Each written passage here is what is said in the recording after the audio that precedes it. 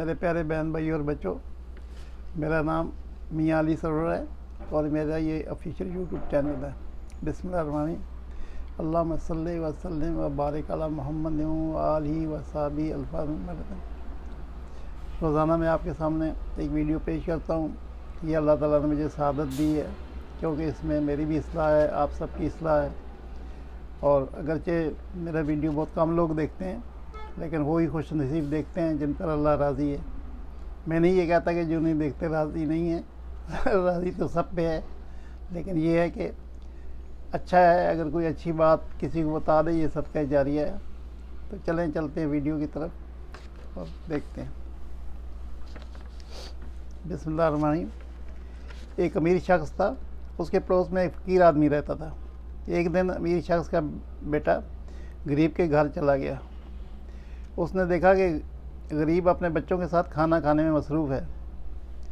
उस अमीर की बेटे की ख्वाहिश हुई कि मैं भी फ़कीर के साथ बैठकर खाना खा लूं, मगर उस फ़कीर और ने उसकी तरफ कोई तवज्जो नहीं की। उसको इतना तक भी नहीं कहा कि बच्चे तू भी हमारे साथ बैठ के खाना खा ले, जबकि बच्चे की ख्वाहिश थी कि मैं भी फ़कीर के साथ बैठ के खाना खाऊं। वो बच्चा रोता हुआ अपने घर आया और बाप ने पूछा, बेटा तुझे किसी ने मारा है? मारा तो नहीं? बच्चे ने कहा, मुझे किसी ने नहीं मारा। वो जो हमारे पड़ोस में फ़कीर रहता है, मैं उसके घर में गया। वो अपने बाल बच्चों के साथ खाने में मसरूफ़ था। उसने मुझे इतना तक नहीं कहा कि बच्चे आ तू भी खाना खा ले, जबकि मेरी ख्वाहिश थी कि मैं भी खाना उनके साथ बैठ के खाऊं। मगर उसने मेरी तरफ तवज्जो ही नहीं की, मुझे इतना तक नहीं कहा कि आप बच्चे मेरे साथ खाना खा। लिहाजा हर किस्म का खाना उस बच्चे को दिया गया। वो अमीर शख्स का बच्चा था। हर किस्म का खाना उस बच्चे को देकर यही कहा कि मैं अगर खाना खाऊंगा तो वहीं खाना खाऊंगा जो फ़कीर खा रहा था। वो शख्स मजबूर होकर फ़कीर की चौखट पर आया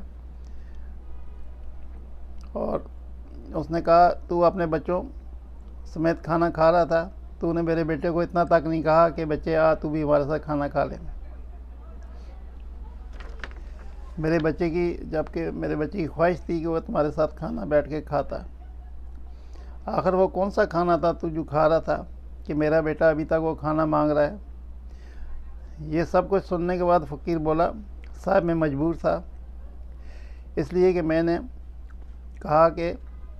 मैंने नहीं कहा कि बेटा तू खाना खा ले, क्योंकि जो खाना मैं खा रहा था वो मुझ पर तो हलाल था, लेकिन उस बच्चे पर हराम था। वजह पूछी गई तो उस फ़कीर ने कहा, 3 दिन से मैं भूखा हूँ, 3 दिन से मुझे खाने को नहीं मिला, लेकिन शरीयत मुझे इजाज़त देती है जो शख्स 3 दिन का भूखा हो वो चाहे तो आराम खा सकता है। उसने कहा, साहब मैं और मेरे बच्चे 3 दिन से भूखे हैं, कहीं से आराम गोश्त मिला वही लेकर मैं आया, वही पकाया और वही खाया। इसलिए मैंने आकर आपके बेटे से ये नहीं कहा कि आकर खाना खा ले। वो फ़कीर रो भी रहा था और इस अमीर आदमी को ये बातें सुना रहा था। फ़कीर की बातें सुनकर वो शख्स खून के आंसू रोने लगा। उसके बाद वो अपने घर गया, अपने ख़जाने से आधा ख़जाना उठाया, उस फ़कीर के हाथ में दे दिया कि तू भी खाओ, अपने बच्चों को भी खिला, आज के बाद तुमको आराम खाने की ज़रूरत नहीं होगी।